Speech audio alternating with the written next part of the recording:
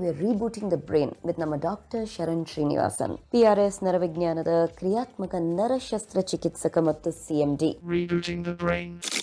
ಪಟಾಕಿ ಮಾರ್ನಿಂಗ್ ಶ್ರುತಿ, brain tumour ಬಗ್ಗೆ ಕೆಲವು ಸ್ಟೋರಿ ಹೇಳ್ತೀನಿ. ಈ ಪುಣ್ಯಾತ್ಮ ಒಂದು ಹೈಕೋರ್ಟ್ ಲಾಯರ್. ನಮ್ಮಲ್ಲಿ ಬರ್ಲಿಕ್ಕೆ 6 months ಮೊದಲಿಂದ ಅವ್ರಿಗೆ ರೈಟ್ ಹ್ಯಾಂಡ್ ಸೈಡ್ ಕಾರ್ಗೆ 17 ಬಾರಿ ಆಕ್ಸಿಡೆಂಟ್ ಆಗಿದೆ. ಬಟ್ ಯಾರು ಅದಕ್ಕೆ ಏನು ಅಷ್ಟು ಗಮನ ಕೊಡ್ಲಿಲ್ಲ.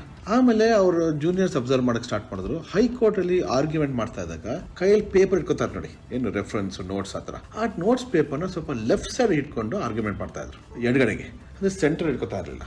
ನಮ್ಮಲ್ಲಿ ಬರೋದು ಬೆಳಗ್ಗೆ ಎದ್ಬಿಟ್ಟು ತಲೆನೋವು ಅಂತ ಹೇಳಿ ಸಡನ್ ಆಗಿ ಕೊಲಾಪ್ಸ್ ಆಗ್ಬಿಟ್ಟು ಫಿಟ್ಸ್ ಬಂತು. ಮೂರ್ಛೆ ರೋಗ 2-3 ಸಲ ಬಂತು. ಜೋರಾಗಿ ಫಿಟ್ಸ್ ಬಂದ್ಬಿಟ್ಟು ಕೋಮಾ ಸ್ಟೇಜ್ಗೆ ಹೋಗ್ಬಿಟ್ರು. ಆ ವೀಕ್ನೆಸ್ ಯಾಕಪ್ಪ ಇದೆ ಅಂತ ನೋಡ್ಬಿಟ್ಟು ನಾವು ಸ್ಕ್ಯಾನಿಂಗ್ ಮಾಡಕ್ ಹೋದ್ರೆ ರೈಟ್ ಸೈಡ್ ಬ್ರೈನ್ ಅಲ್ಲಿ ಒಂದು ದೊಡ್ಡ ಗೆಡ್ಡೆ, ಬ್ರೈನ್ ಮೆದುಳು ಒಳಗೆ ಕಣ್ಣು ಗುಡ್ಡೆ ಇಂದ ನರ ಹೋಗ್ಬಿಟ್ಟು ಟೋಟಲಿ ಹಿಂದ್ಗಡೆ ಬ್ರೈನ್ ಹೋಗುತ್ತೆ. ಆ ಬ್ರೈನ್ ನರ ಎಫೆಕ್ಟ್ ಆಗೋಯ್ತು. ಅದರಿಂದ ಏನಾಗ್ತದೆ, ಬಲ್ಗಡೆಗೆ ಅವ್ರಿಗೆ ದೃಷ್ಟಿ ಕಾಣಿಸ್ತಾ ಇರಲಿಲ್ಲ. ಅದರಿಂದ ಅವ್ರಿಗೆ ಬಲ್ಗಡೆ ಡ್ರೈವಿಂಗ್ ಮಾಡ್ತಾ ಇದ್ದ ಕಾಣಿಸ್ದೆ ಎಲ್ಲರಿಗೂ ಹುಡ್ಕೊಂಡು ಬರ್ತಾ ಇದ್ರು. ಮೇಜರ್ ಆಪರೇಷನ್ ಮಾಡಿದ್ವಿ. ಹೈ ಗ್ರೇಡ್ ಕ್ಯಾನ್ಸರ್ ಅಂತ ಬಂದ್ಬಿಡ್ತು. ಅದಕ್ಕೆ ಕೀಮೋಥೆರಪಿ, ರೇಡಿಯೋಥೆರಪಿ ಎಲ್ಲ ಕೊಟ್ರಿ. ಇವರು ಫುಲ್ ಗಮನನೇ ಬರಲಿಲ್ಲ. ಕಡೆಗೆ ವಿತಿನ್ 4 months he died.